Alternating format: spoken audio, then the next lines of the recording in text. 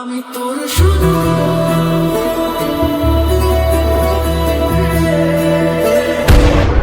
তোর শুধু তোর রে, তুই রাত আমি ভোর রে।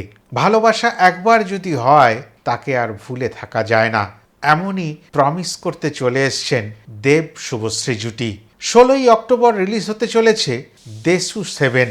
তবে তার নামকরণ এখনো হয়নি, আদৌ হবে কিনা আমার সন্দেহ রয়েছে।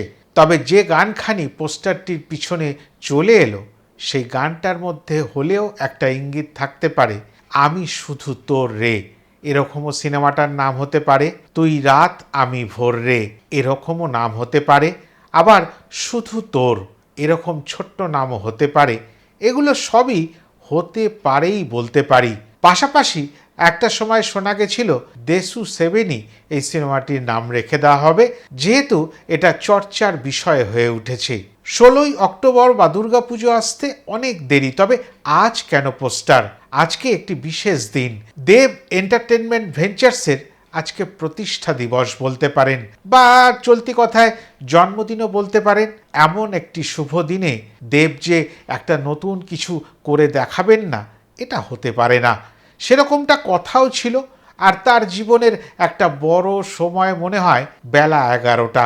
সেই সময়তেই তিনি পোস্টার ড্রপ করলেন, আর তার পরেই চলে এলো এই মোশন পোস্টারখানি, যেখানে পেছনে কোনো ব্যাকগ্রাউন্ড মিউজিক নয়, একটি রোম্যান্টিক সঙের ছোঁয়াও পেয়ে গেলাম। আর এই পোস্টারটির মধ্যে যা দেখতে পাচ্ছি, একটা গাড়ি উল্টে আছে, সেই উল্টানো গাড়ির ওপরে দেব শুভশ্রী অদ্ভুত ভঙ্গিমায় দাঁড়িয়ে রয়েছেন, সারা শরীরে রক্ত মাখামাখি। তবে দেবের হাতে বন্দুক, বড় বড় চুল, অপরদিকে শুভশ্রীর সাদা পোশাক যখন রক্তে মাখামাখি, তার চোখে কিন্তু ভালোবাসার প্রলেপ। এই ধরনের পোস্টারই তো আজকের জেনারেশন দেখতে চায়, এই ধরনের গানের সুরেই তো আজকের জেনারেশন মেতে উঠতে চায়। আর সেই কারণে আশা রাখা যায় এই দেশু 7 দুর্গাপুজো জমিয়ে তুলতে পারে। এতটুকু হৃদস্পন্দনে অনুভূত হচ্ছে ঘটতে চলেছে একটা কিছু 16ই অক্টোবর থেকে। হ্যাঁ, একাধারে রোমান্স দরকার, প্রেমের গান দরকার, অ্যাকশন দরকার, ভায়োলেন্স দরকার। সব যখন একটা সিনেমার মধ্যেই পাওয়া যায়, তখন তাকেই ফুললি কমার্শিয়াল সিনেমা হিসাবে গণ্য করি আমরা।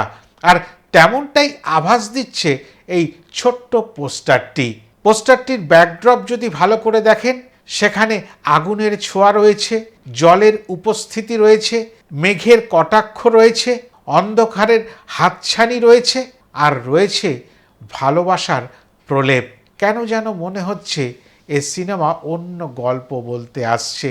আর যদি সেরকমটা হয়, তাহলে ক্ষতি তো কিছু হয় না, কেননা বহুদিন তো তেমন সিনেমা ফিরে আসেনি। আজ থেকে বহু বছর আগে থেকে দেব শুভশ্রীকে যেভাবে আমরা দেখে এসেছি, সেইভাবে আরেকটি বার দেখার মন চায়। আর তেমনই বুঝি দেব শুভশ্রী ফিরিয়েও দিতে বদ্ধপরিকর। আর পরিচালক হিসাবেও দেবের প্রথমবারের মতন আত্মপ্রকাশ ঘটবে, তখন কিন্তু একটা নতুন কিছুর আশা করব। তবে এই আশার মধ্যেও কয়েকটি জিনিস স্মরণে রাখতে হবে, যে এটা যেন কোনো কপি টেমপ্লেট না হয়। আর পাশাপাশি পোস্টার থেকে শুরু করে আগামী দিনে যত প্রমোশনাল ম্যাটেরিয়াল আমাদের মধ্যে এসে পৌঁছাবে, সেগুলো যেন ইয়াং জেনারেশনকে কানেক্ট করতে পারে, এটা আপনাদের নিশ্চয়ই করে মাথায় রাখতে হবে। মেকার্সদের প্রতি মুহূর্তে সাবধানী হতে হবে, কারণ এটা কিন্তু বড় আশার একটি কন্টেন্ট। বহু বছর পরে তারা যখন একত্রে আবার কাজ করছেন, তখন যেন সেই আশা ভঙ্গ না হয়। এতটাই বলার ছিল এই ভিডিওতে। ভিডিওটি ভালো লাগলে লাইক, কমেন্ট, শেয়ার করে নেবেন। আর যারা আমার চ্যানেলটি সাবস্ক্রাইব করেনি, আগামী দিনের ভালো কন্টেন্ট শোনার জন্য চ্যানেলটি সাবস্ক্রাইব করে রাখবেন। যারা ফেসবুক পেজে এই ভিডিওখানি দেখছেন, তারা পেজটিকে ফলো করে আমার পাশে দাঁড়াবেন। সবাই ভালো থাকবেন, আবার দেখা হবে। নমস্কার। গ্রিন ডায়েরি সাবস্ক্রাইব করতে হবে।